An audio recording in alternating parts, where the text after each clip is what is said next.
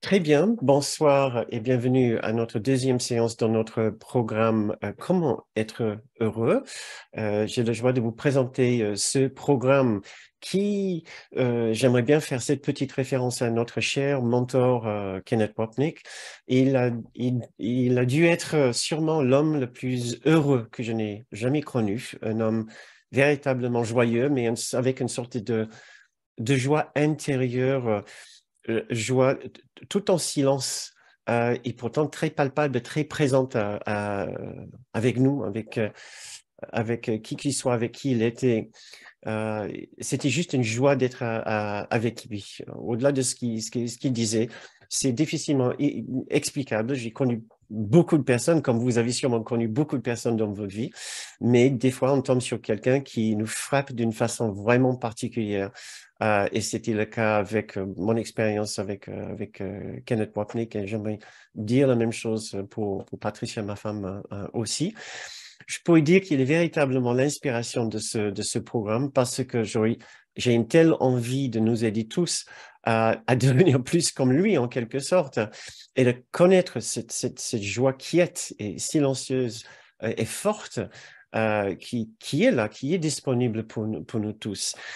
Maintenant, il faut dire que Kenneth ne parlait pas beaucoup de ce bonheur. Ça ne figure pas vraiment tout en haut de la liste de ses préoccupations dans son enseignement.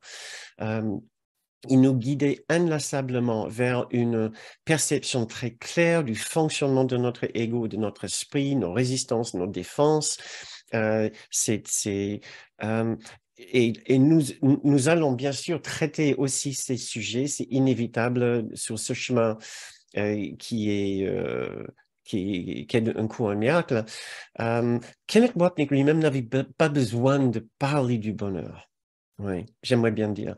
Il l'incarnait tellement bien. Juste être avec lui dans sa présence était une instruction dans le bonheur de ce que cela voulait dire, de tout savoir sur l'ego et ne pas être effrayé dans la plus grande paix et de savoir qu'il y a autre chose au-delà de ce monde, au-delà des préoccupations, des conflits, les dangers, les pénuries, les difficultés et les injustices de ce monde.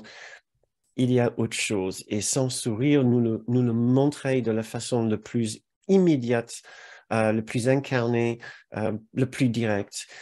Maintenant, nous, pauvres étudiants, du coup, nous devons ramer avec les enseignements, les méditations, les pratiques, les leçons, les textes, les concepts, pour essayer d'arriver à un point qui était tellement naturel pour lui. Mais bon, on est là. On aimerait bien être heureux et joyeux d'une façon plus naturelle et plus spontanée, mais certains d'entre nous, comme moi, peut-être comme vous, nous devons aussi y travailler.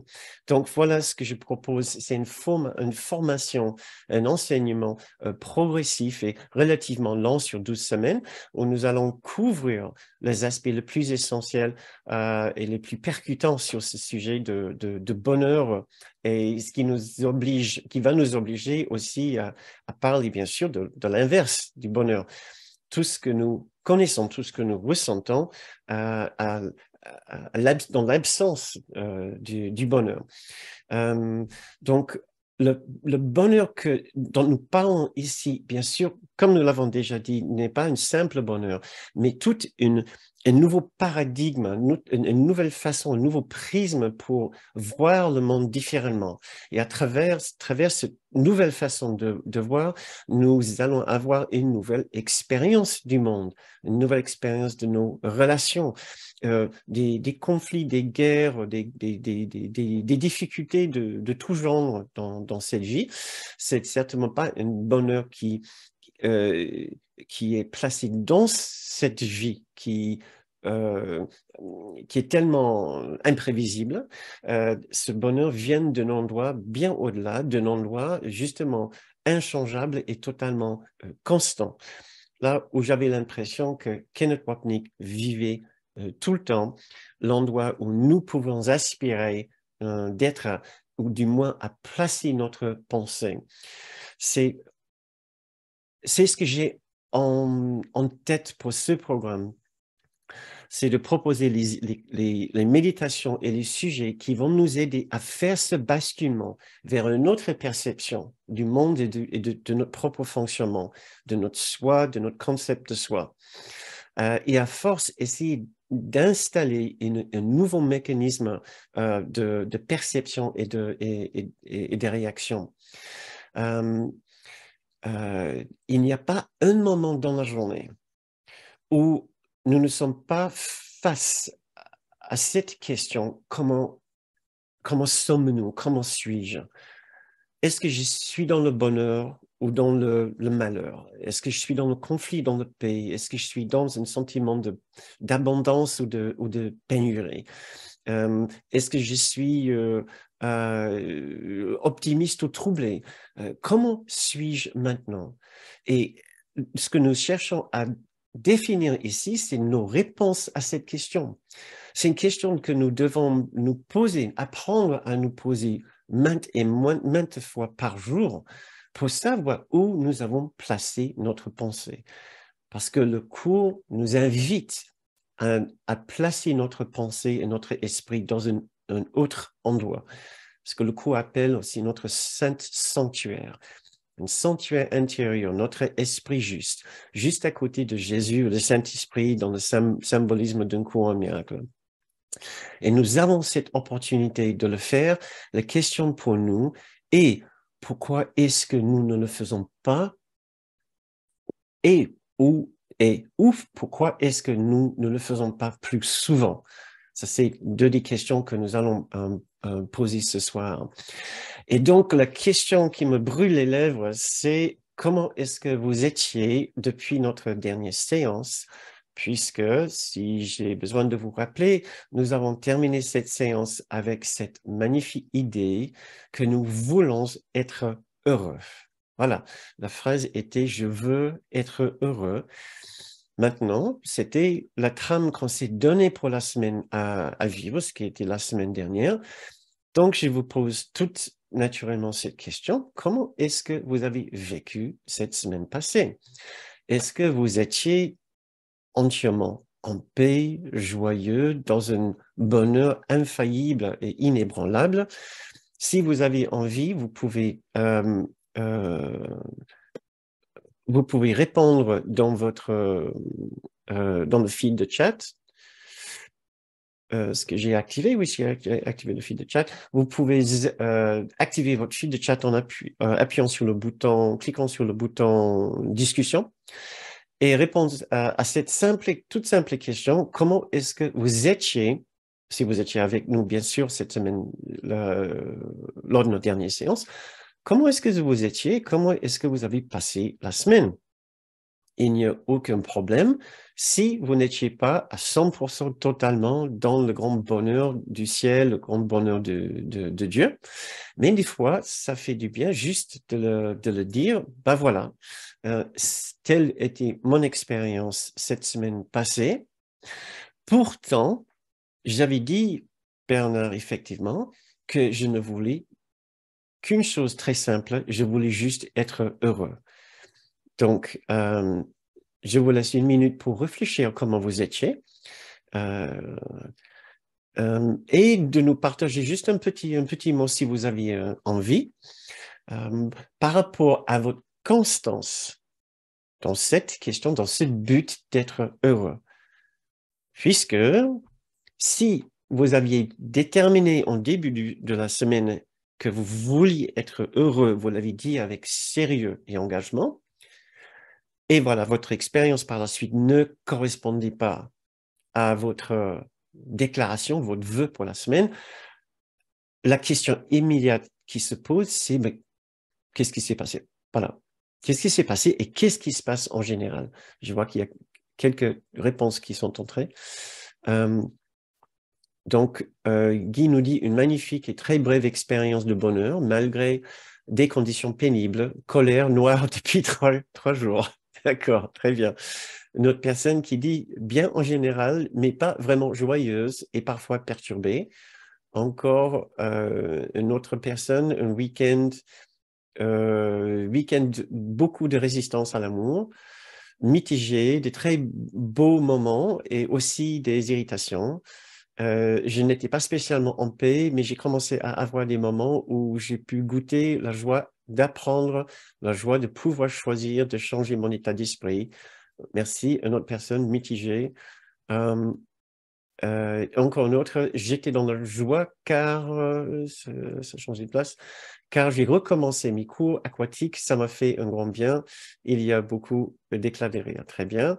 Fluctuation pour une autre personne malade depuis quelques jours, ah, désolé, et ça m'agace de ne pas pouvoir bien dormir. Ah, désolé. Encore une autre, des hauts et des bas. Au début de la semaine, pas top, puis une immense paix à partir du milieu de la semaine. Voilà, avec petit, très bref. Merci beaucoup. Donc, et si vous regardez ceci en replay, posez-vous la question, si vous étiez là pour notre première séance, comment était votre semaine? Et quand vous vous dévouez à cet objectif d'être heureux, quelle est votre expérience par la suite? Je voulais commencer cette séance par nous donner une opportunité de réfléchir à notre engagement par rapport à cette question. Nous disons que nous voulons la paix de Dieu, mais à quel point est-ce que nous le voulons?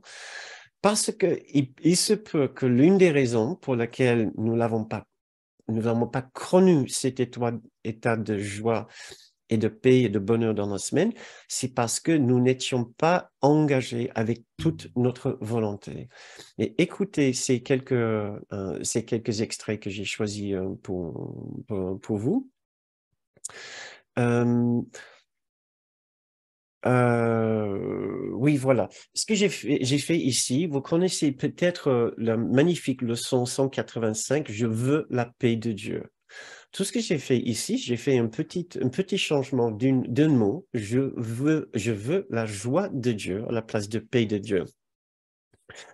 Puisque les deux sont tellement proches, de toute façon, nous apprenons, comme je vais vous lire plus tard, que Dieu étant amour est aussi joie, est aussi bonheur. Nous savons bien que Dieu est aussi paix. Donc, nous pouvons échanger ces mots sans difficulté, ces magnifiques qualités, sans difficulté. Lisons maintenant ces quelques phrases en substituant le mot joie pour le mot paix. Je veux la joie de Dieu. La joie de Dieu est tout ce que je veux. La joie de Dieu est mon seul but, auquel vise toute ma vie ici. C'est la fin que je cherche. Mon but est ma fonction et ma vie, tant que je demeure là où je ne suis pas chez moi. Ça, c'est en fait la révision de la leçon 185, qui est la leçon 205. Donc, nous pouvons nous poser la question, est-ce que nous voulons la joie de Dieu, le bonheur de Dieu, à ce point de pouvoir dire la paix de Dieu, la joie de Dieu est tout ce que je veux. La joie de Dieu, le bonheur de Dieu est mon seul but, auquel vise toute ma vie ici. C'est la fin que je cherche. Mon but est ma fonction et ma vie, tant que je demeure là où je ne suis pas chez moi. Pour revenir maintenant plus directement à la leçon 185, je veux la joie de Dieu. Dire ces mots, ce n'est rien. Donc, je vous ai mis en garde un peu la semaine dernière, comme je vous ai dit, ne les répétez pas ces mots juste légèrement et simplement en pensant que c'est un mantra. Les leçons de cours ne sont pas un mantra. Il faut aller chercher le sens et l'expérience derrière. Dire ces mots, ce n'est rien, mais les penser vraiment, c'est tout. Je veux la joie de Dieu. Si seulement tu pouvais les penser vraiment, ne serait-ce qu'un instant, il n'y aurait plus de chagrin possible pour toi sous aucune forme que ce soit, en aucun endroit, ni aucun moment. Donc, il ne laisse aucune marge de manœuvre là. Il dit sous aucune forme, aucun chagrin, sous aucune forme, ou que ce soit, en aucun endroit, ni à aucun moment. Donc, c'est total, c'est complet. Il suffit de le vouloir et de le vouloir vraiment. Je continue à lire. Le ciel serait rendu complètement à ta pleine conscience. la mémoire de Dieu entièrement restaurée et la résurrection de toute la création pleinement reconnue. Donc, vous, comme moi, j'imagine que vous êtes peut-être en train de vous dire, ben, tiens, je n'ai pas dû vouloir la joie et le bonheur de Dieu à ce point, puisque ça n'a pas été mon expérience. Donc, notre guide dans un cours miracle nous invite ici à revoir un petit peu notre engagement avec cette joie, ce bonheur, de monter la barre un peu plus haut et surtout d'attendre plus de ce bonheur, de cette joie et de cette joie. Le jour que nous y arrivons, mais pensez-y, il n'y aura plus de chagrin pour nous, sous aucune forme que ce soit, en aucun endroit ni aucun moment. C'est complètement extraordinaire, c'est le moins qu'on puisse dire. Donc, moi, j'ai l'impression que souvent, nous sous-estimons la valeur de cette joie, la valeur de cet état de félicité et de grâce que nous cherchons. Et j'ai choisi quelques extraits ici qui nous aideront à savoir ce que nous cherchons et à savoir ce que nous pouvons attendre. Nous oublions, je pense, très facilement que le bonheur que nous cherchons est tellement, une expérience tellement extraordinaire et tellement au-delà de absolument tout ce que nous pouvons imaginer avoir comme expérience ici, que ça ne vaut même pas la peine de penser à tel ou tel plaisir ou situation plus confortable ici. J'imagine vous serez peut-être de mon avis une fois que je vous ai lu, vous avez écouté ces passages. Voilà, vous pouvez les écouter si vous voulez comme une sorte de méditation. Donc, je vous invite à juste vous reposer de votre journée, reposer de cette séance, la partie mentale en tout cas, juste le temps de faire la lecture de ces extraits qui viennent du chapitre 15, première section, et aussi du livre d'exercice, la leçon 107. Mais vous trouverez l'ensemble de ces extraits dans le descriptif de la vidéo sur YouTube. Donc, reposons-nous et essayons d'imaginer cet état dont notre cher ami et notre guide va nous parler ici. Peux-tu imaginer ce que cela signifie de n'avoir pas de soucis, pas d'inquiétude, pas d'anxiété, mais d'être simplement parfaitement calme et tranquille tout le temps? Or, voilà à quoi sert le temps. À apprendre cela et rien de plus. L'enseignant de Dieu ne peut pas être satisfait de son enseignement tant qu'il ne constitue pas tout ton apprentissage.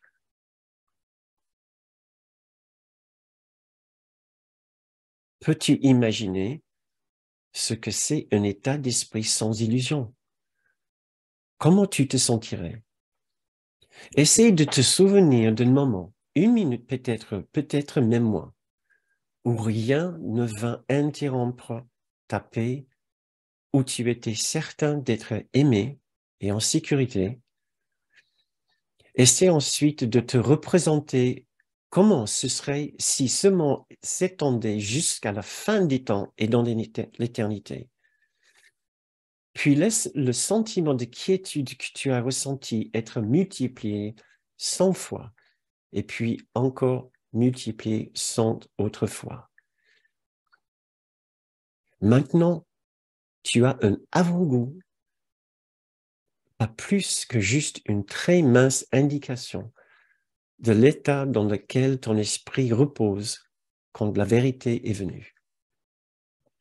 Sans illusion, il ne pourrait y avoir ni peur, ni doute, ni attaque. Quand la vérité est venue, toute douleur est terminée, car il n'y a pas de place dans ton esprit où pourraient s'attarder des pensées transitoires et des idées mortes. La vérité occupe ton esprit complètement te libérant de toute croyance en l'éphémère.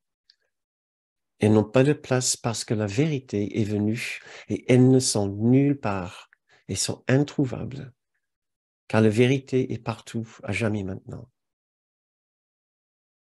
J'aimerais bien reprendre ces trois dernières phrases et remplacer la vérité avec bonheur.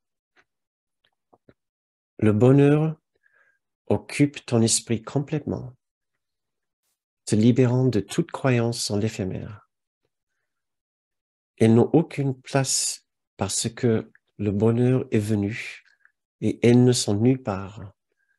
Elles sont introuvables car le bonheur est partout, à jamais, maintenant.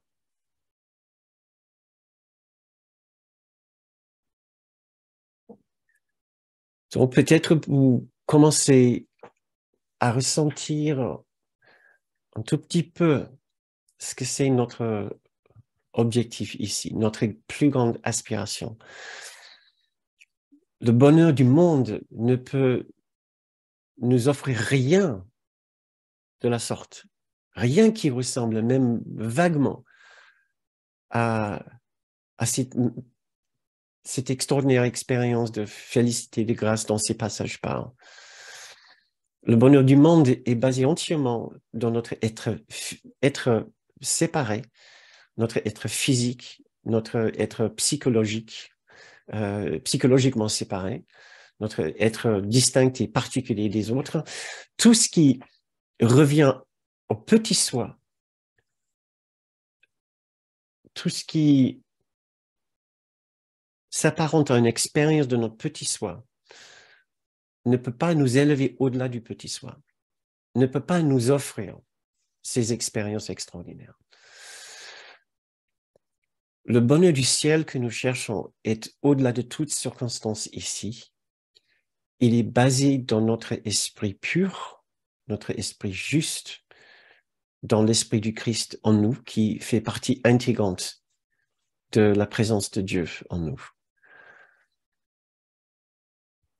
C'est ça notre avenir, c'est là où nous allons. Et nous font bien de le garder en esprit quand nous sommes tentés de croire que notre situation plus confortable ou notre plaisir dans ce monde peut remplacer ce genre de bonheur que nous cherchons maintenant. C'est certainement pas pour dire que nous allons abandonner nos objectifs de confort et de plaisir dans ce monde. C'est juste qu'il ne faut pas qu'on fasse l'erreur de la confusion. Il ne faut pas confondre entre petit plaisir de ce monde et l'immensité de la joie du ciel. Voilà. Maintenant, avant de commencer, parce que par la suite, j'aimerais bien qu'on commence à regarder les difficultés que nous avons à choisir cette joie. J'aimais bien que nous parlions juste de quelques petites arrière-pensées que nous pouvons avoir par rapport à ce sujet du bonheur qui peuvent peut-être nous empêcher d'avancer. Donc, je vais le faire rapidement, juste au cas où il y a telle ou telle pensée qui pointe le bout de son nez dans votre esprit, tel que, par exemple, on peut imaginer avoir un petit souci avec l'idée de vouloir se consacrer entièrement à son bonheur et l'expérience de sa joie. Vous pouvez imaginer que ça soit considéré comme un peu égoïste. On pourrait même aussi imaginer que ça pourrait être dangereux dans le sens que ça peut nous couper de ce monde. Ça peut nous faire flotter dans une autre dimension où on n'a plus les pieds sur terre. Or, le cours voudrait qu'on sache qu'il n'y a rien de plus important pour les autres que de trouver ce bonheur nous-mêmes et cette joie nous-mêmes, puisque nous serons naturellement dans la disposition la plus aimante et la plus joyeuse envers les autres, et aussi la plus généreuse envers les autres. Donc, nous consacrer dans notre esprit à l'amélioration de notre propre condition spirituelle et psychique, et tout sauf égoïste. C'est égoïste dans le sens le plus bienveillant, le plus bénéfique pour tous. c'est la façon dont le cours nous emmène vers ce but de bonheur et de joie ne risque pas non plus de nous découper du monde, puisque tout notre objectif, c'est d'utiliser notre enracinement dans ce monde et nos activités très terrestres pour apprendre nos leçons de bonheur et de joie, pour voir nos obstacles, là où nous sommes toujours en train de refuser la présence du bonheur et de joie. Donc, le cours nous encourage à garder nos pieds bien sur terre et nos mains dans la cambouis de l'existence et de nos relations et de notre travail. Et certainement pas de nous couper du monde, de méditer dans notre maison, dans un appartement, ou sur une colline, sur une montagne, dans une grotte pendant 6 mois. Il n'y a rien de mal à le faire, mais ce n'est pas le chemin d'un cours miracle. Nous pouvons aussi être intimidés par ce but. Nous pouvons peut-être avoir peur de ce but et dire que peut-être c'est trop. Ça semble un peu immense, ce genre de bonheur. Mais là encore, le cours nous rassure que rien peut être plus loin de la vérité. Ce n'est pas simplement notre dû, ce dont nous sommes le plus dignes, cet état de paix, de joie, de bonheur. Mais en plus, c'est notre rôle et notre fonction ici, comme nous avons regardé la semaine dernière. Et si jamais vous vous posez la question, si vous êtes vraiment capable, vous êtes un peu intimidé pensant que vous n'en êtes pas capable, moi j'aimerais bien vous rassurer que vous êtes certainement capable d'atteindre ce but. Peut-être pas tout de suite, comme nous tous, cela va nous prendre un certain temps, mais nous sommes ensemble pour le faire. J'ai vu quelqu'un qui a atteint ce niveau de bonheur et de joie et de détente intérieure et de confiance. Donc, je sais que c'est possible. Je fais tout ce que je peux pour y arriver avec mes propres points de résistance et difficultés.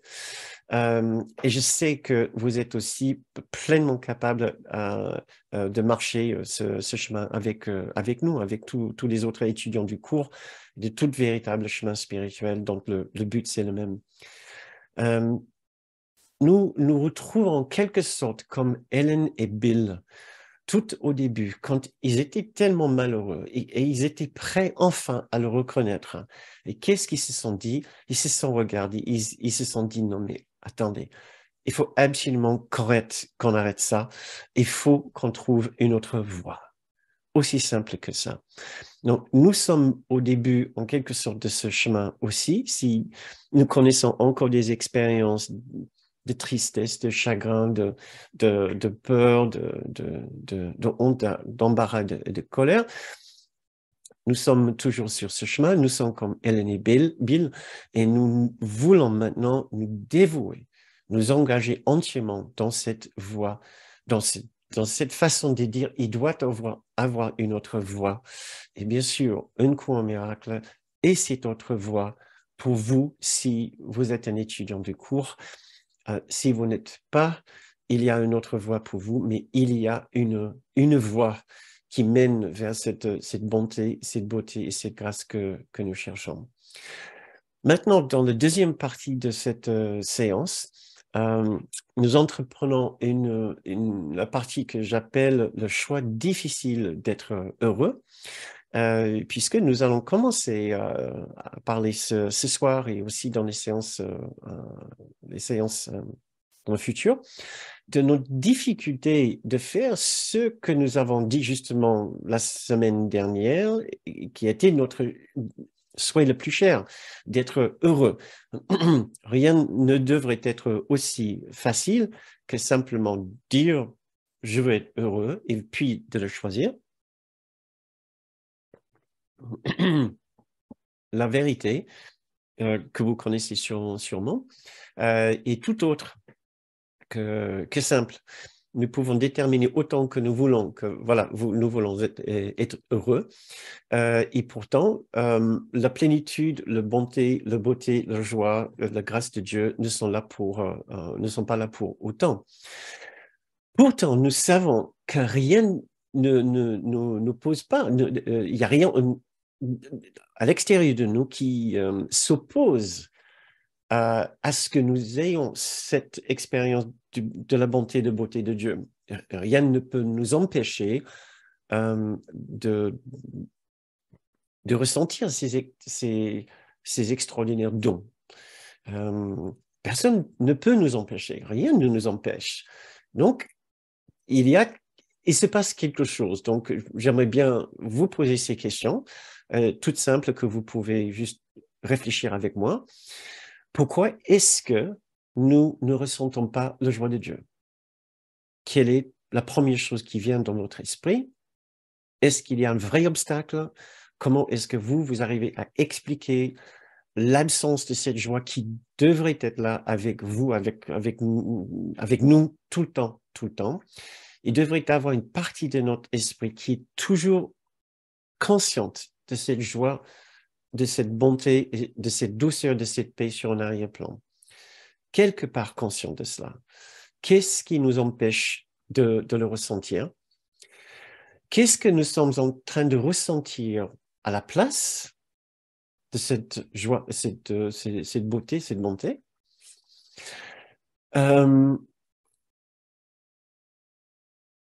Pourquoi est-ce que je ressens cette autre chose, cet sentiment de non-amour, cette expérience de non-amour, de non-bonheur, excusez-moi, de non-bonheur, oui, non-amour, c'était le dernier programme. Pourquoi est-ce que je ressens le chagrin à la place de la joie?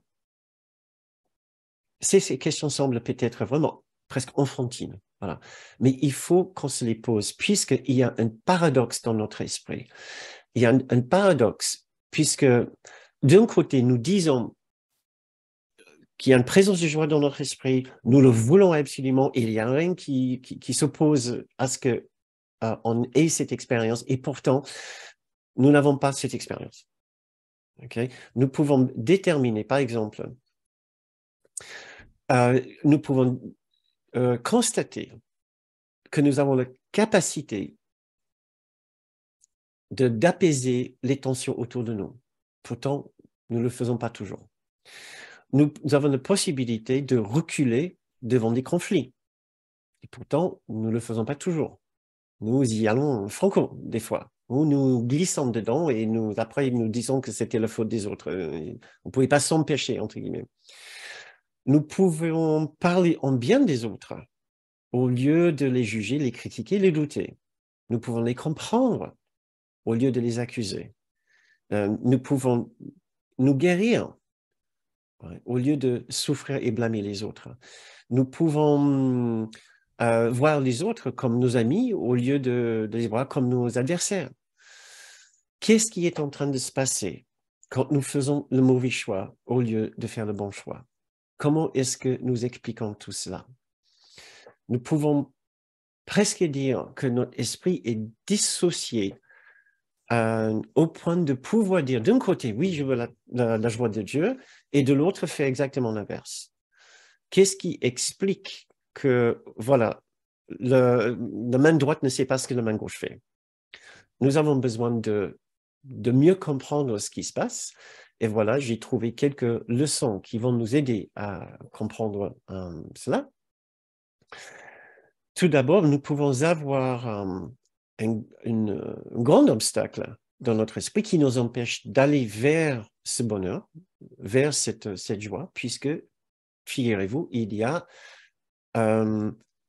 peut y avoir un blocage qui nous dit le bonheur demande de la pénitence. Le bonheur demande un sacrifice. Et voilà ce que nous trouvons dans la leçon 101. La volonté de Dieu pour moi est le parfait bonheur. Aujourd'hui, nous continuerons sur le thème du bonheur. C'est une idée clé pour comprendre ce que le salut signifie. Maintenant, le salut dans nos cours, c'est simplement le fait d'accepter la bonté, la beauté, le bonheur de Dieu. C'est la libération de la culpabilité, c'est le pardon, c'est aussi c'est l'éveil en quelque sorte, si vous voulez, si vous utilisez cette expression, c'est une façon de parler de l'éveil.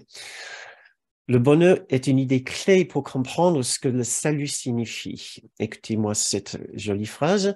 Tu crois encore que le salut, le salut demande de la souffrance comme pénitence de tes péchés.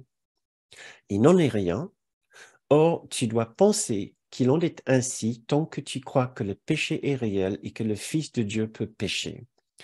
Une première information importante pour nous ici, c'est que si nous traînons sur une arrière-partie de notre esprit l'idée que le bonheur, le salut, la libération de la dualité nous demande une pénitence comme paiement pour nos péchés, je dis sur un arrière-plan, sur un plan inconscient, nous pouvons effectivement ne pas le chercher activement.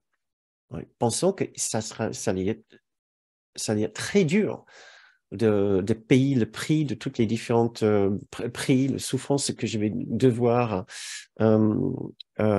régler pour pouvoir atteindre ce niveau de bonheur. Donc, l'idée que je voudrais proposer ici, elle est toute simple et dans sa simplicité, j'espère qu'elle ne semble pas simpliste.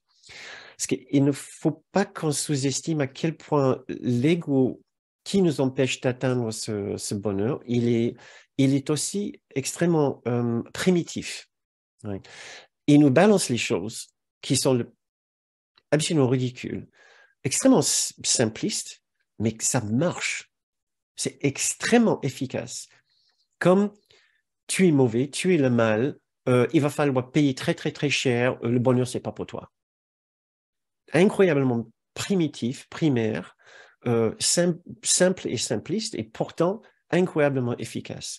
Donc, nous avons besoin de visiter juste très rapidement cette idée, puisque nous allons revenir dessus dans quelques semaines. Juste devenir conscient du fait que dans notre esprit, nous pouvons contenir un premier obstacle qui est de cet ordre, qui nous dit, de toute façon, le bonheur, c'est pas pour toi, parce qu'il faut payer un sacré prix avant que toi, tu sois heureux. Ouais. Donc, j'ai envie de vous offrir cette idée. Pour être heureux, comme Jésus nous demande d'être heureux, il n'y a aucun prix à payer. C'est gratuit. Et en plus, il n'y a rien à faire. Donc, aucun sacrifice, rien payer, rien faire et rien changer. Donc, j'aimerais bien vous inviter juste à songer cette idée en une sorte de mini-méditation. Donc, je vous invite à fermer les yeux et juste revenir quelques instants dans votre sanctuaire intérieur, l'endroit qui est le plus cher, le plus important pour vous. Là où vous déterminez les choses les plus importantes pour vous. Le siège de toutes vos décisions les plus importantes, de toutes vos croyances les plus puissantes et les plus profondes. Et essayez de voir parmi toutes ces croyances-là, est-ce qu'il n'y a pas une croyance qui voudrait vous faire croire qu'il faut payer cher pour être heureux, qu'il va falloir donner, donner, donner et sacrifier avant de pouvoir atteindre la joie de Dieu, avant de pouvoir être véritablement et stablement heureux. Est-ce qu'il n'y a pas ce genre de croyance quelque part que vous avez gardé, que vous avez classé dans vos dossiers de croyances? Et puis vous pouvez l'enlever si ça vous aide à le visualiser, à imaginer ce dossier devant vous et voir cette insanité sur le papier ou dans le champ de vision dans votre esprit. Et essayez de voir la folie de cette idée qui vous demande un changement quelconque avant de pouvoir mériter ce bonheur et cette joie. Et essayez d'écouter ces mots qui viennent de votre grand frère Jésus, qui aimerait vous dire, ma chère sœur, mon cher frère, il n'y a aucun prix à payer pour être heureux et profondément heureux. Il n'y a aucun sacrifice à faire, aucun changement à produire pour accepter la joie que Dieu t'offre maintenant. Et essayons maintenant d'accepter ce niveau de mérite, de dignité. Essayons de comprendre la sincérité de cette invitation qui nous dit en quelque sorte, mais arrêtez de penser que vous devez racheter ce bonheur. Le péché n'est pas réel. Aucune de nos erreurs ne peut nous empêcher d'avoir accès et pleinement accès à ce bonheur et cette joie qui nous ont été promis.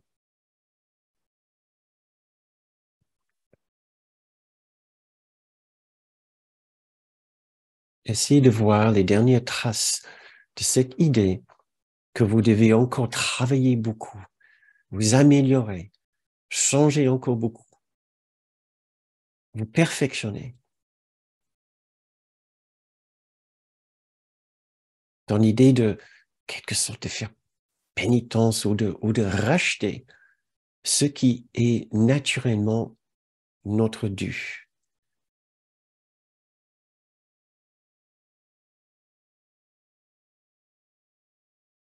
Je vous invite à continuer cette méditation après cette séance. Revenons maintenant pour continuer encore avec quelques idées.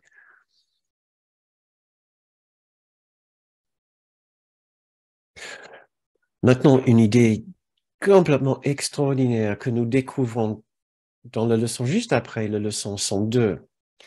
Je partage la volonté de Dieu de bonheur pour moi. Nous lisons, tu ne veux pas souffrir. Donc, ce qui devait déjà nous interpeller. S'il doit nous le dire, quelque part, nous devons nous dire, mais tiens, ça veut dire qu'il pense que je veux souffrir. Et nous ferons bien de nous poser cette question. Est-ce que nous voulons souffrir? Nous disons que nous voulons le bonheur, mais de l'autre côté, nous pouvons aussi nous poser la question, ben, tiens, si j'ai pas le bonheur, est-ce que c'est parce que peut-être je veux la souffrance? Je continue à lire. Tu penses peut-être que cela, je reprends, tu ne veux pas souffrir. Je trouve ces deux paragraphes absolument extraordinaires. Tu penses peut-être que cela t'achète quelque chose, que la souffrance nous achète quelque chose, et que tu crois peut-être encore un peu que cela t'achète ce que tu veux. Donc, il est en train de nous dire que, en fait, toi, tu penses que la souffrance est positive. Donc, comment est-ce que tu veux prétendre à accéder au bonheur, à la joie, si de l'autre côté, en fait, secrètement, ou peut-être pas si secrètement que ça, tu penses que la souffrance est positive, que ça t'achète quelque chose. Je continue à lire. Or, cette croyance est sûrement ébranlée maintenant, on espère, au moins suffisamment pour te laisser la mettre en question et soupçonner qu'elle n'a réellement aucun sens. J'espère. Elle n'a pas encore disparu. Mais il lui manque les racines qui naguère la maintenaient solidement fixée dans les recoins secrets, sombres et cachés de ton esprit. Donc, ce qui veut dire dans l'inconscient. Maintenant, nous voulons devenir conscients. Ce qui est dans l'inconscient, ce qui dit est dans l'inconscient, c'est un désir de garder la souffrance pour ceux que nous pensons que la souffrance peut accomplir pour nous. Quelle idée! Écoutez-moi ce paragraphe maintenant. Aujourd'hui, nous essayons de relâcher encore davantage sa prise qui s'est affaiblie et de nous rendre compte que la douleur est son but sans cause et sans le pouvoir d'accomplir quoi que ce soit. Elle ne peut rien acheter du tout, elle n'offre rien et n'existe pas.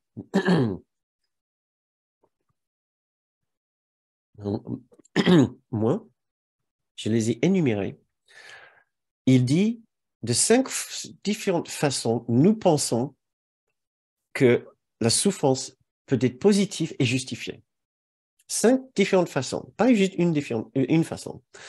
Nous pensons, s'il a besoin de nous dire, nous pensons que la douleur a un but, nous pensons que la douleur a une cause, la souffrance, nous pensons que la douleur a le pouvoir d'accomplir quelque chose, nous pensons qu'elle peut acheter quelque chose, elle peut acheter quelque chose, elle n'offre rien, elle ne peut rien, et elle offre quelque chose qui est bien existant. Voilà.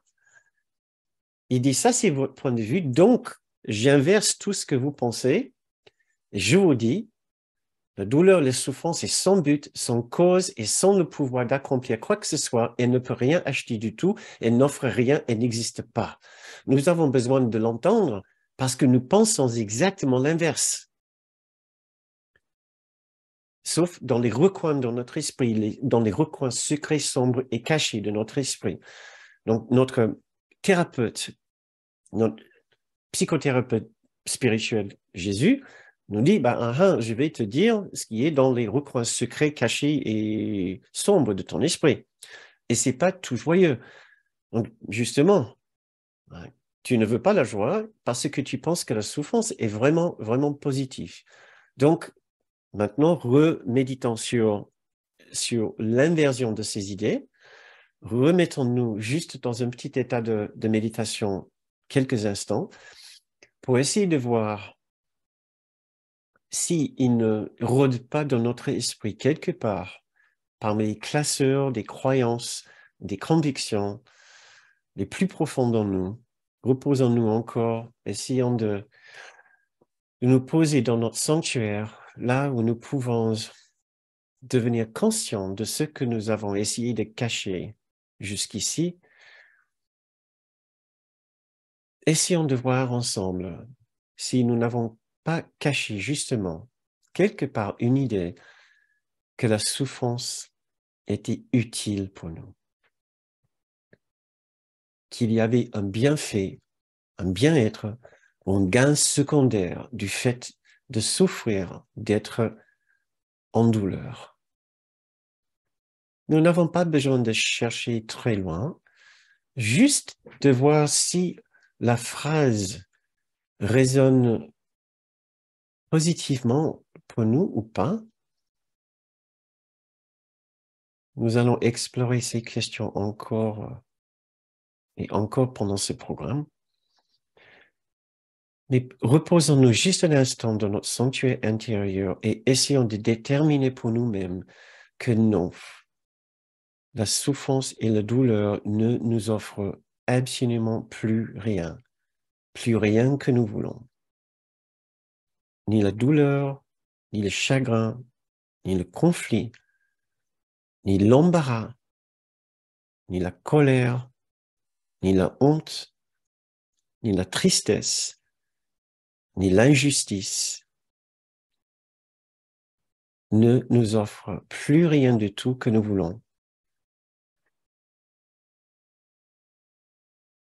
Toutes ces différentes choses que nous avons cachées dans les recoins de notre esprit, comme des idées bénéfiques pour nous sur un plan complètement pervers et morbide, ne sont que des fausses promesses. L'idée que le chagrin, le conflit, la colère ou la douleur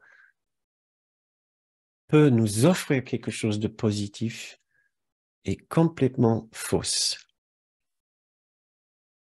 Il n'y a absolument rien de positif dans ces différentes expériences. Essayons de faire cette correction au niveau le plus profond de nos croyances et de nos convictions. Déterminons pour nous-mêmes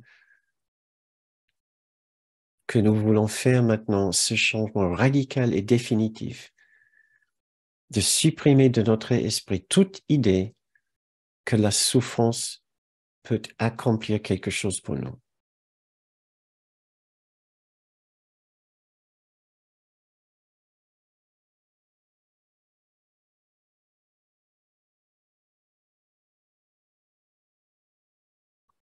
Et maintenant, essayons de nous reposer dans la simple idée que la voie commence à être plus claire maintenant, vers le bonheur et vers la joie.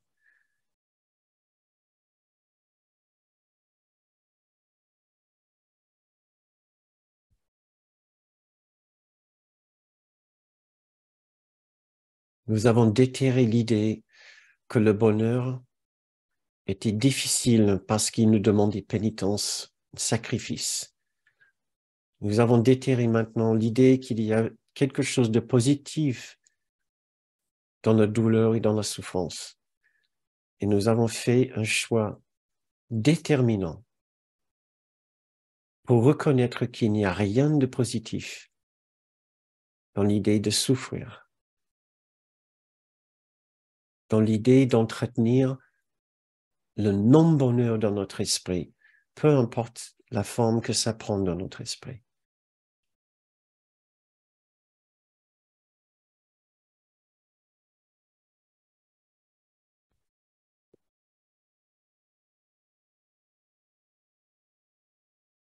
Très bien. À nouveau, je vous invite à reprendre cette méditation si vous voulez après cette séance. Revenons maintenant à notre séance.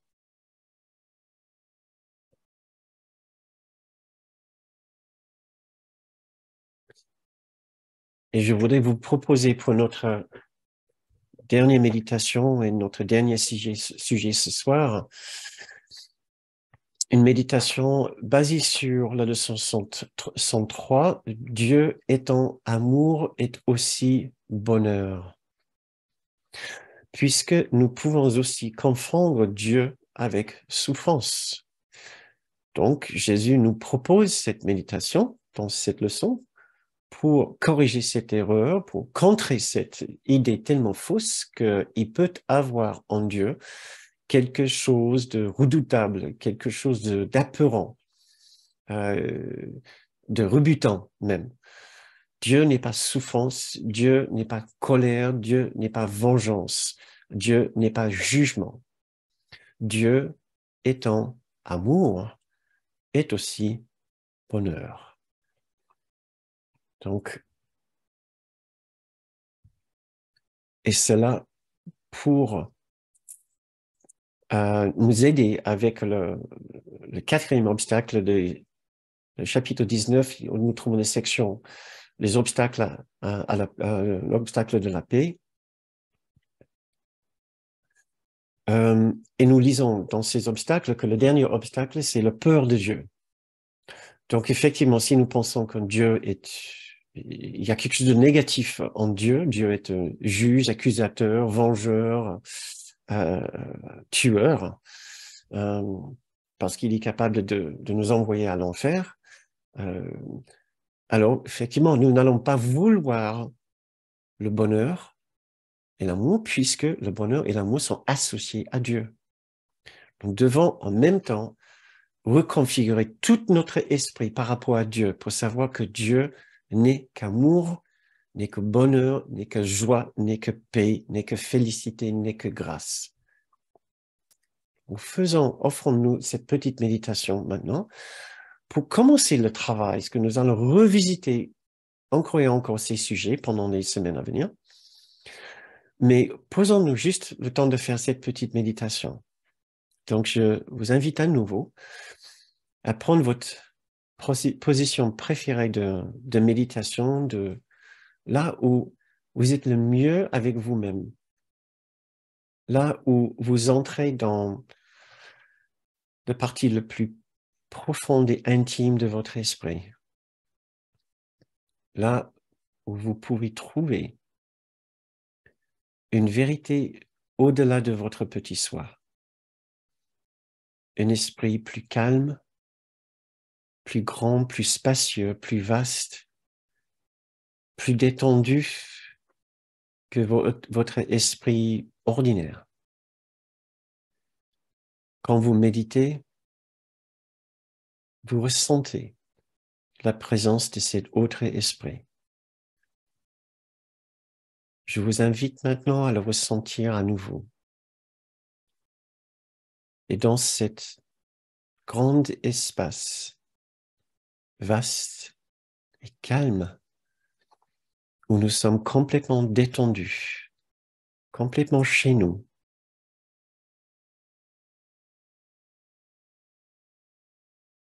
nous pouvons entendre ces mots comme parler de la partie la plus sage, le plus mature, le plus noble de notre esprit. Dieu est amour. Dieu n'est que bonheur. Dieu n'est que joie. Il n'y a rien à craindre en Dieu. Il n'y a rien à craindre à aller vers Dieu. Il n'y a rien à craindre dans son amour. Il n'y a rien à craindre dans son bonheur. Il n'y a rien à craindre dans sa joie.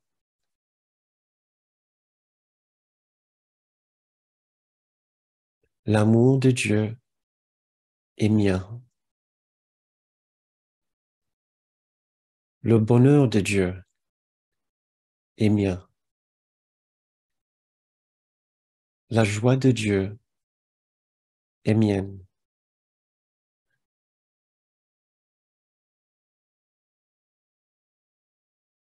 Dieu est innocence. Dieu est grâce. Dieu est plénitude.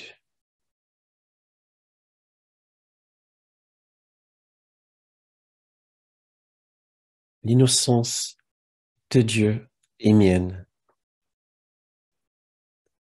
La grâce de Dieu est mienne. La plénitude de Dieu est mienne. Il n'y a rien à craindre dans l'innocence et la perfection de Dieu. Il n'y a rien à craindre dans la grâce de Dieu. Il n'y a rien à craindre dans la plénitude et l'abondance de Dieu.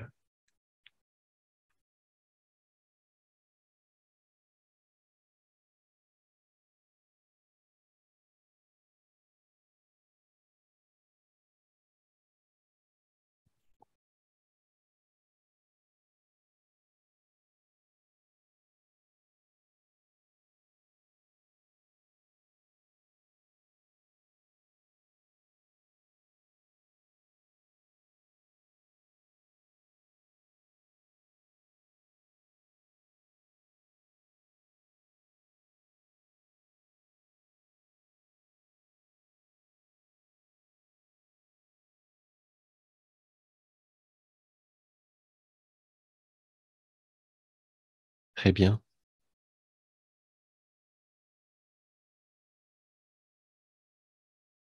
Quand vous vous sentez prêt, je vous invite à ouvrir les yeux, à revenir à notre séance. Si vous écoutez ceci en replay, je vous invite à continuer votre méditation.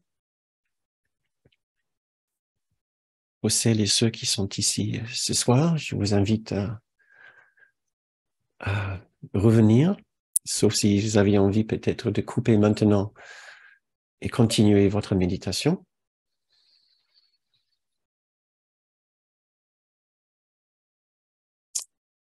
Merci beaucoup pour votre attention ce soir.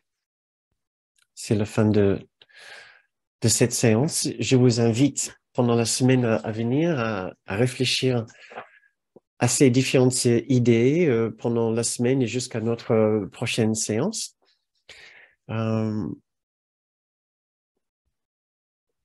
pouvez très profitablement penser à ce paradoxe, essayer de comprendre ce que c'est votre paradoxe, comment est-ce que vous justifiez l'absence de la joie de Dieu dans votre esprit, surtout quand vous déterminez que la joie de Dieu doit être disponible à chaque instant et c'est ce que vous voulez véritablement.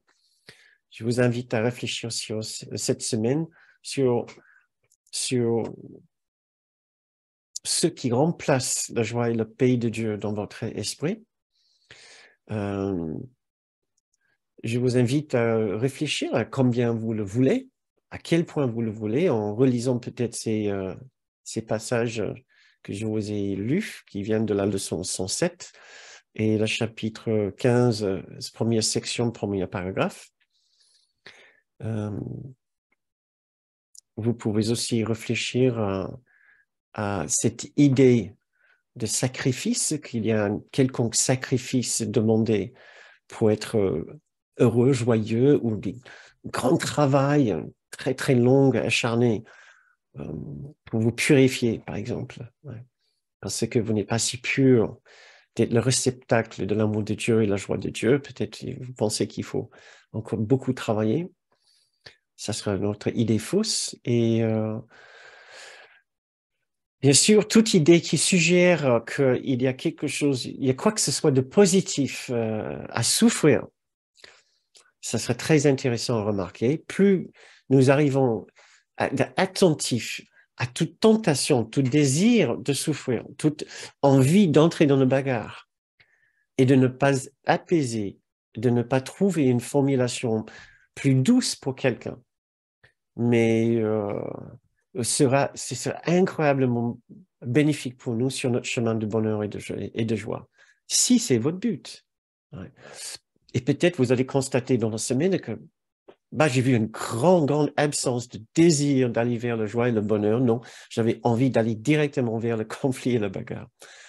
Très bien, c'est une information très importante. Il ne faut pas le nier. On veut le savoir. On a encore un ego. On a encore un ego. On n'est pas encore en train de virevolter avec les anges. Peut-être vous, c'est votre cas, mais ce n'est pas encore mon cas. Donc, si vous êtes un peu comme moi, vous avez encore besoin de travailler et de réfléchir un petit peu. Donc, rendez-vous la semaine prochaine, lundi prochain, pour parler de nos différentes expériences avec ces questions.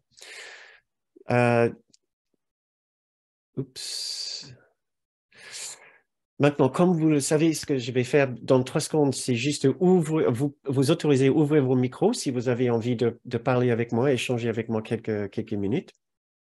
Avant de faire cela, juste un petit rappel que nous pouvons offrir ce programme, le composer, le préparer, je passe du temps à le faire, mais c'est normal. J'aime beaucoup le faire, mais ça prend du temps. Voilà. Faire les vidéos, proposer les vidéos, les newsletters, les sites avec les ressources, etc. Nous pouvons le faire uniquement grâce à cet échange assez remarquable que nous avons établi avec vous, où nous dépendons entièrement de vos contributions pour financer en quelque sorte ces activités. Et donc, c'est grâce à vous que nous sommes toujours ici et que je peux continuer à faire ce travail. Donc, merci beaucoup, merci d'avance pour toute votre aide. Vous pouvez faire une contribution en allant sur notre site bernardgroom.com où vous trouverez l'onglet Contribuer. Merci d'avance. Donc, maintenant, ah oui, merci Patricia qui vient de mettre le lien. Si vous avez envie de courir tout de suite, par exemple, et faire un petit don, vous pouvez le faire en cliquant sur le petit lien qui est dans le fil de chat. Merci. Maintenant, autoriser les participants à réactiver leur micro. Vous pouvez réactiver votre micro si vous avez envie.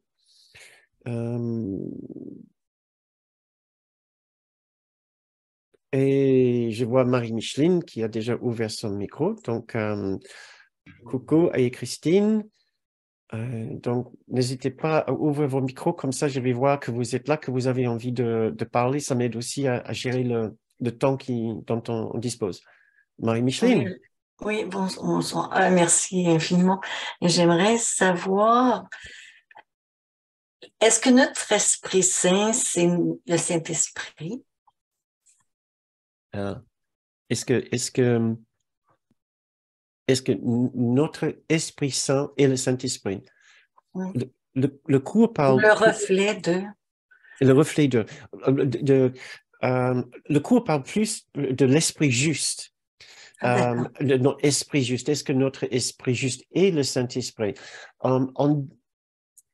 C'est un peu technique, mais ça n'a pas vraiment beaucoup d'importance. On va dire que c'est le lieu de rencontre avec le Saint-Esprit.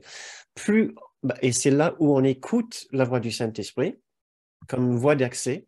C'est quand on plonge en méditation, on n'a pas besoin d'être en méditation, mais c'est juste une façon de parler. Mhm. Plonger en méditation peut nous arriver en plein milieu d'une journée très, très occupée, très chargée. C'est un instant où nous voulons couper avec ce qui se passe dans ce monde, aller à l'intérieur ou juste demander à aller à un certain endroit dans notre esprit où on peut avoir contact avec cette présence que nous appelons le Saint-Esprit. Une présence de sainteté, une présence d'immense sagesse qui nous relie à Dieu et à Jésus. Nous l'écoutons à partir de notre esprit juste, c'est certainement pas l'esprit faux de l'ego qui peut l'entendre.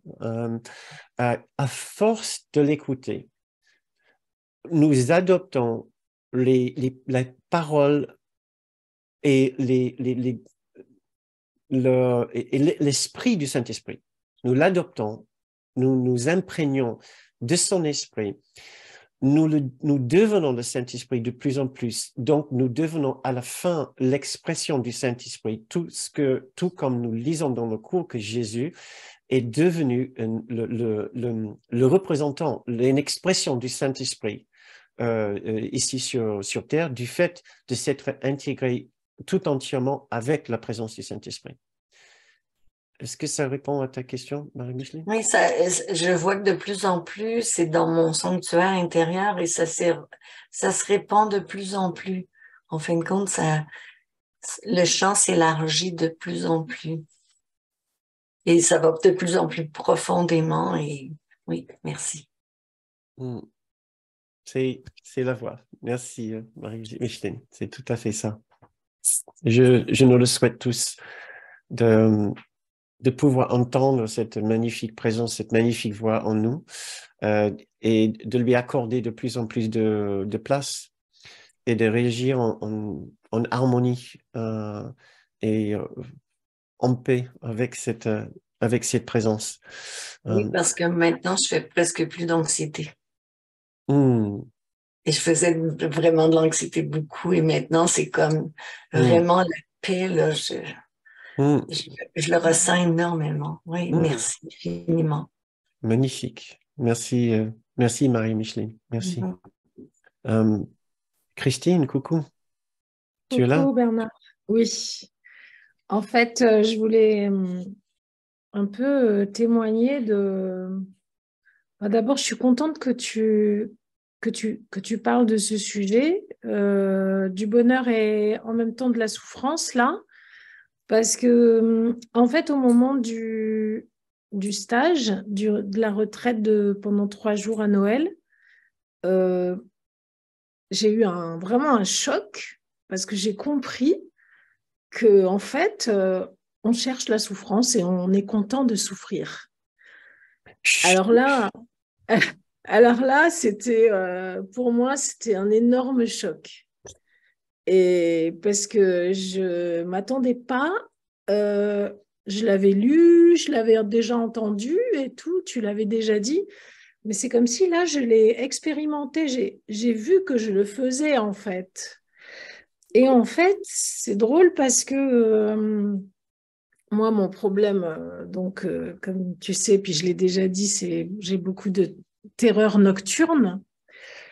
Et curieusement, depuis, j'en ai pas eu en tout cas. Je dis pas que j'en aurais plus, mais j'ai l'impression que le fait d'avoir compris qu'en fait, je cherche à souffrir, certainement que je suis contente, quand je dis je, mon ego, mon petit soi est content d'avoir peur parce que comme ça, il existe. C'est comme si j'ai l'impression que j'ai ouvert la porte d'un placard dans lequel il y avait des monstres et j'ai vu qu'il n'y a rien dans le placard. En fait, je ne sais pas, il y a un truc qui s'est passé et je me sens beaucoup plus en paix en fait. C'est marrant parce que je pourrais être déprimée en me disant ma pauvre, en fait, on cherche tous à souffrir, on est vraiment des crétins, ou en tout cas, je suis une crétine, c'est la catastrophe. Et j'ai l'impression, alors tout n'est pas conscient, hein, je ne sais pas, il y a un travail qui se fait, certainement encore en moi, mais le fait d'avoir compris qu'en fait, je cherchais la souffrance et qu'en fait, c'est complètement le contraire que je dois faire si j'ai envie d'aller vers le bonheur. Bon, ben, voilà. Donc, je suis en processus de comprendre ça à un niveau profond parce que c'est pas intellectuel, là, ce que je dis. Et je me rends compte que ça m'apaise énormément, en fait. Et voilà. Je voulais vraiment le témoigner parce que je pense que là, tout ce que tu es en train de nous apprendre en ce moment, waouh, je trouve que c'est de la bombe. C'est de la bombe pour l'ego et c'est magnifique. Voilà. En tout cas, moi, ça me fait beaucoup de bien. Merci beaucoup, Christine. Merci. Christine témoigne d'une expérience qu'on a vécue ensemble pendant notre retraite en présentiel, notre retraite d'hiver, il y a quelques semaines, à la Source Bleue dans le Lot ici. Et c'est vrai que, en général, j'arrive à faire des choses différentes lors des activités en présentiel, des stages que ceux qui sont ici, qui connaissent peuvent témoigner. En général, nous arrivons à faire des choses que nous arrivons beaucoup plus difficilement à faire en séance en virtuel, en distanciel. Il se passe quelque chose quand on est ensemble. Voilà. Et il s'est passé quelque chose. Voilà. Le sujet que j'ai traité n'était pas facile et j'étais admiratif des participants d'être allés vraiment très loin avec ces sujets. Je vais essayer de vous emmener ici dans ces séances aussi loin, mais ça c'est plus compliqué, c'est plus délicat. Je ne vous ai pas en face de moi, donc je ne sais pas le travail. Je vous connais pas. Je ne sais pas ce que nous pouvons faire ensemble. Aussi, ce format est assez particulier. Donc, nous allons essayer de couvrir les mêmes sujets, peut-être pas exactement de la même façon, mais voilà, c'était un peu l'inspiration de notre traite d'hiver pour ces séances, Christine. Et oui, c'est une bombe. De voir, j'ai commencé tout juste à en parler là dans cette séance, de voir à quel point nous sommes archi attachés à notre souffrance. Voilà, ça c'est pour tout dire très synthétiquement, et de voir notre confusion. De voir, comme je vous ai dit, de ne pas comprendre comment on peut avoir deux idées complètement opposées, l'une dans chaque main, et la main droite laisse indifféremment parce que la main gauche fait et vice-versa. Voilà. Donc, on va voir ça. Donc, merci beaucoup, Christine. Je vais essayer de produire la même chose, le même effet pendant ces séances. Si on y arrive. Mais je vois que Virginie, qui avait aussi avec nous, elle a levé sa main. Donc, Virginie. Oui, bonsoir Bernard, tu m'entends bien? Oui, oui. Oui, je vais rebondir sur ce que Christine elle a dit, parce qu'en fait, ça résonne avec pas mal de choses ces derniers temps. D'abord avec la première partie de la conférence où tu as parlé de la leçon 185, Je veux la paix de Dieu. Et en fait, c'est marrant que tu en parles parce qu'il y a, je dirais peut-être 2 jours, j'ouvre mon livre en demandant une leçon au hasard, comme tous les matins, et je tombe sur celle-là. Et je me dis, oh, super, celle-là, je l'aime bien, nickel. Sauf qu'à un moment donné, bah, ça a coincé, mais vraiment coincé. C'est-à-dire qu'il demande de regarder dans son esprit si on a d'autres souhaits que la paix de Dieu. Et là, ça a été, bah oui, en fait, j'ai d'autres souhaits. Et de voir si vraiment on veut vraiment que ça, en fait, que la paix de Dieu, c'est que ça qu'on doit vouloir. Et là, j'ai fait, en fait, non, je peux pas. Ça a été un gros, j'ai un mal de ventre, ça a coincé, donc j'ai fermé le livre, j'ai fait, je vais y revenir plus tard. J'étais pas prête, en fait. J'avais jamais vu, en fait, cette leçon de cette manière-là. Et je pense que le stage de cet hiver a dû faire remonter des choses. Je vois la leçon différemment et je me rends compte que, bah, je me rends compte qu'en fait, cette leçon, bah, elle demande vraiment de choisir que la paix de Dieu. Et là, j'ai dit, mais non, je suis pas prête à renoncer à mes petits désirs d'ici. Et ça a été un choc énorme. Bon, j'y suis revenue après. Ça a été mieux. J'ai regardé quelques conférences d'Éric aussi, où effectivement, on ne demande pas de laisser nos choses du monde. Donc, ça m'a aidé. Et le lendemain, je suis tombée sur une autre leçon. Et alors là, tu vas l'adorer parce que tu l'aimes beaucoup, tu la cites souvent. C'est la leçon 34. Je pourrais voir la paix au lieu de cela. Et là, c'est pareil. J'avais pas vu certaines phrases des premières fois que je les faisais. Et là, ça m'a percuté. Où il demande de rechercher dans l'esprit les pensées de peur, les situations qui nous offensent, etc. Et donc là, j'ai cherché dans mon esprit et il y avait une situation où je me disais, s'il arrive ça, eh ben là, ça me fait peur. Mais s'il arrivait le contraire, c'est-à-dire ce que je croyais vouloir, ça me faisait peur aussi, finalement. Que je regarde le côté pile ou le côté face de la médaille, dans les deux sens, qu'il arrive ce que je voulais ou ce que je ne voulais pas, j'avais peur dans les deux côtés. Et après, dans ce qui m'offensait, je dis, bah oui, mais si la personne fait ça, bah, je suis pas en paix, mais si elle fait ça, je suis pas en paix non plus. Les situations, en fait, j'ai fait toute la leçon, les pensées, les peurs, les offenses, tout ça. Et quoi que je pensais d'un côté ou de l'autre, le pile ou le face, et ben, en fait, j'étais pas en paix. Et là, je me suis mis à rire, je me suis dit, mais en fait, bah, c'est ça la dualité, en fait. Qu'on ait ce qu'on veut, qu'on ait ce qu'on veut pas, on sera jamais en paix. La vraie paix, elle vient pas de l'extérieur. Mais ça m'a fait sourire de me rendre compte que finalement, mes peurs, elles étaient rien. C'était pineuse, quoi. Voilà. Voilà, c'était juste que je voulais partager ça. Après, je dis pas que j'en ai plus, hein, j'en ai toujours, hein, mais c'était très drôle de voir que ça j'ai peur, mais s'il se passe ça, mais j'ai peur aussi. Bah alors, tu veux quoi finalement? C'était très drôle. Voilà. Super. Merci, merci beaucoup.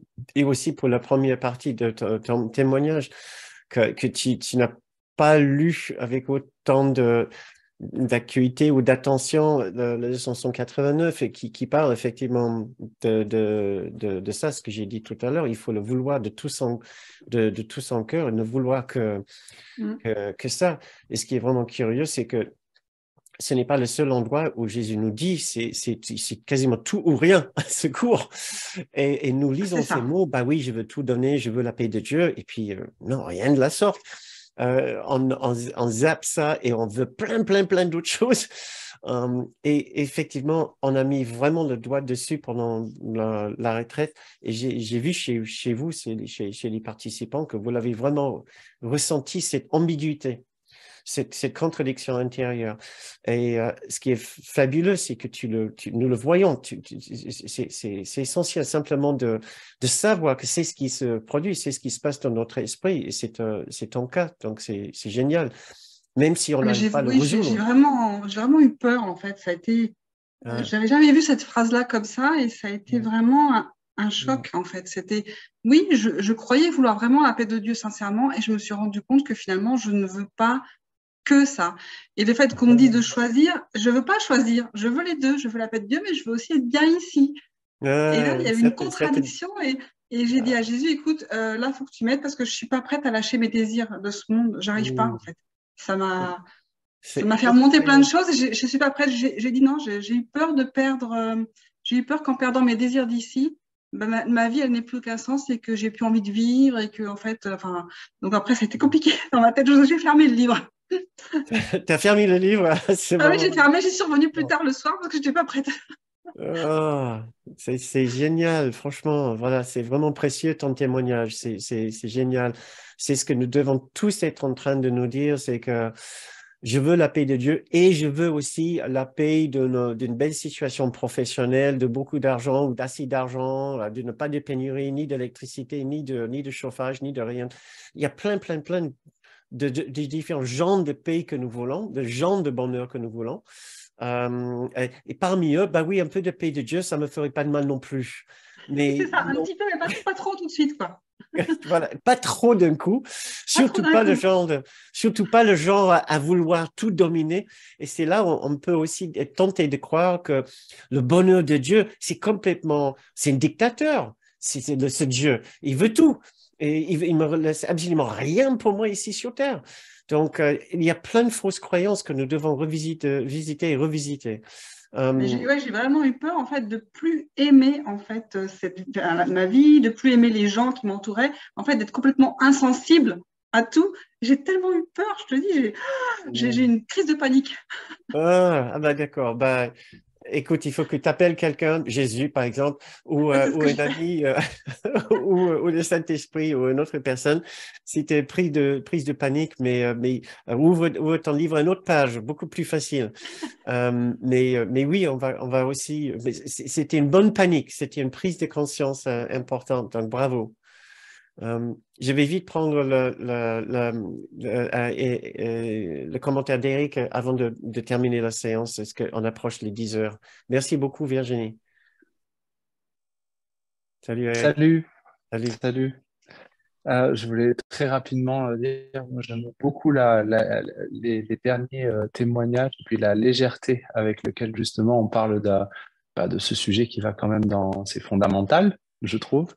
Il y a quand même, voilà, le dernier, j'étais en train de me dire pendant que Virginie parlait, c'est génial de pouvoir s'autoriser à en sourire. Et je crois vraiment qu'en fait, je me dis souvent, il n'y a rien à atteindre. On nous demande, voilà ce que tu disais tout à l'heure, c'est déjà là, il n'y a il y a rien à faire, il n'y a rien à gagner, il n'y a rien à atteindre, il y a juste à regarder à quel point parfois on ne le veut pas, même souvent on ne le veut pas, avec l'enseignant du non-jugement, sans se juger, parce que vraiment cette culpabilité qu'on ressent, en fait, on ne se rend pas compte, on pense qu'elle a une valeur en tant que telle, mais en fait, c'est la colle, c'est vraiment de la colle. C'est ça qui nous englue dans le truc. Donc, on peut regarder ce qu'on fait sans jugement, et pour ça, c'est là qu'on demande de l'aide. Regardez ce qu'on fait. Et ça me fait toujours penser à ce truc fondamental, moi, qui m'avait bouleversé de Ken, euh, que être dans l'esprit juste, c'est être dans son esprit faux et ne pas se juger pour cela.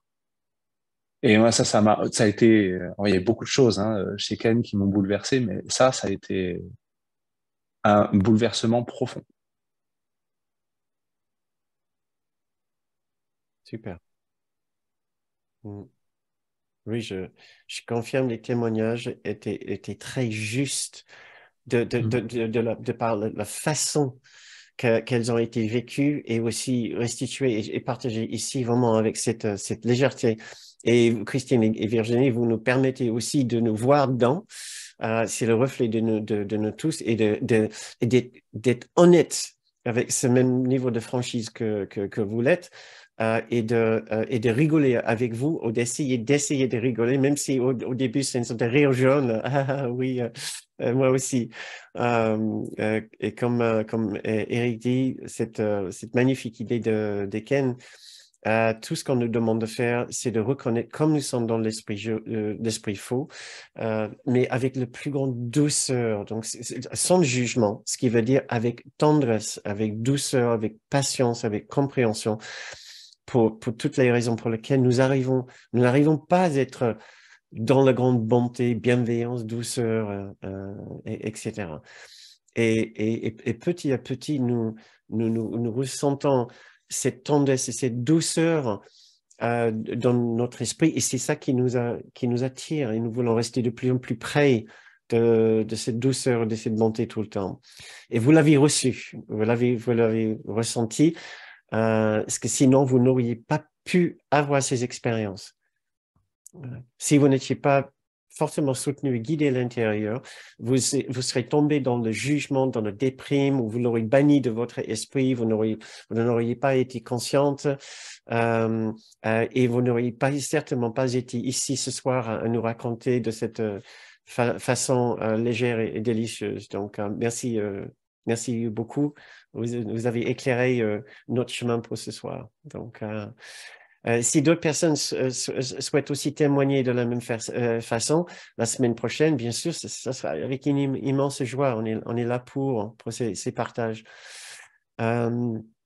Vous êtes au courant peut-être aussi que vous avez reçu l'information avec les séances d'Éric qui correspondent au rêve heureux, la transcription de l'atelier de Kenneth. Donc, il suffit de retourner voir le newsletter que je vous ai envoyé si vous avez envie de participer à ces séances. Voilà, je ne sais pas si il y a autre chose que nous devons nous dire avant de dire nos au revoir, parce qu'il est déjà 10 heures. Donc, 10 heures, mais pile poil, je vois 2200, ça veut dire 2200, non, ça veut dire 22 heures. Très bien. Donc, branchons nos micros pour que nous puissions dire un petit au revoir à chacun et souhaitons-nous une très belle semaine de découverte et de franchise et de courage comme Christine et Virginie cette semaine à regarder peut-être nos petites contradictions et témoignons la semaine prochaine de notre expérience. Nous voulons le pays de Dieu, nous voulons la joie de Dieu, mais voilà. Donc, Au revoir. au revoir. Au revoir tout le monde. Bonne semaine. Très bonne semaine. Bonne semaine.